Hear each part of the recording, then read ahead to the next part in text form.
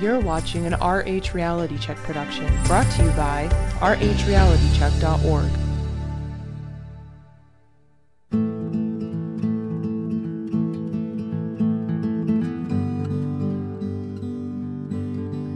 Loveland is a very Christian, very conservative community.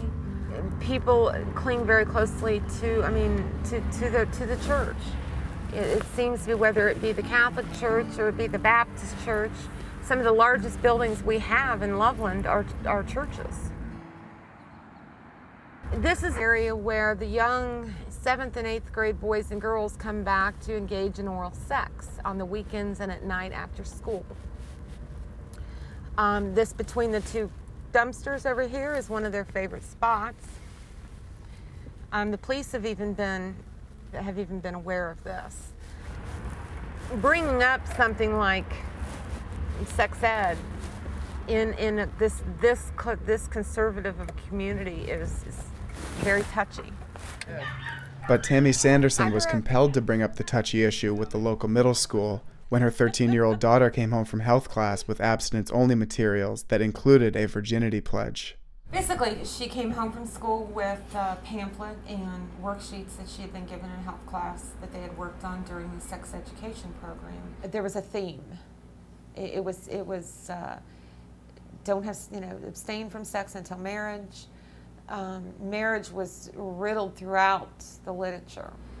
The pamphlet talked about condoms not working, how they have holes in them and they tear and they slip off and all of this sort of thing. So basically they were too risky to use. The virginity pledge was the final thing, and with the virginity pledge they also got extra credit.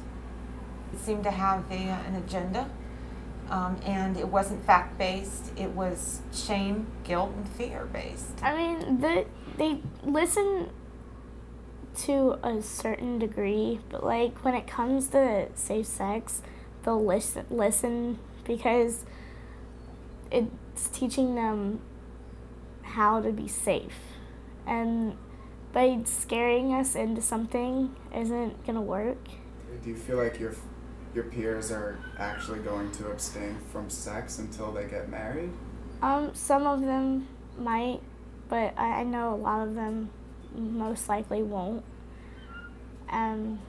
Some of them already have not. Yeah, I know quite a few people that have already gone ahead with that. You're so embarrassed. You're never that embarrassed with me. And this is 13. At 13, if they don't know that using a condom is their only protection. The business card that they had been given in the class had the website of the organization that actually makes the presentation. So I went to their website. That told me that it was a ministry. It all led from Cincinnati to South Carolina, from one ministry to another in South Carolina, with ties to lobbyist organizations who lobby Congress on abstinence-only sex ed. I think I made like 19 phone calls. Contacted the health teacher, the principal. Neither one of them had any idea, knew anything about the program. Weren't even sure of the curriculum. Didn't know where any of it came from. Didn't know who even selected it. In 2007, Governor Ted Strickland refused federal dollars for abstinence education because, he said, there was no data that showed that those programs work. Governor Strickland did not make that decision lightly. He did not make that decision, and in reading his decisions, it's very, very clear that his decision was based on facts. Is abstinence until marriage only sex ed working? And his belief is no, it's not. That is becoming the prevailing belief, when it comes to sex ed. The money's coming, Title V, those dollars aren't coming to us anymore, but they are, Pregnancy Care of Cincinnati is offering their sex ed program free of charge to the school districts because they're still getting community grants. Since rejecting abstinence programs at the state level wasn't enough, Tammy says it's up to parents like her to make a difference. But finding support hasn't been easy. I've tried to reach out to parents.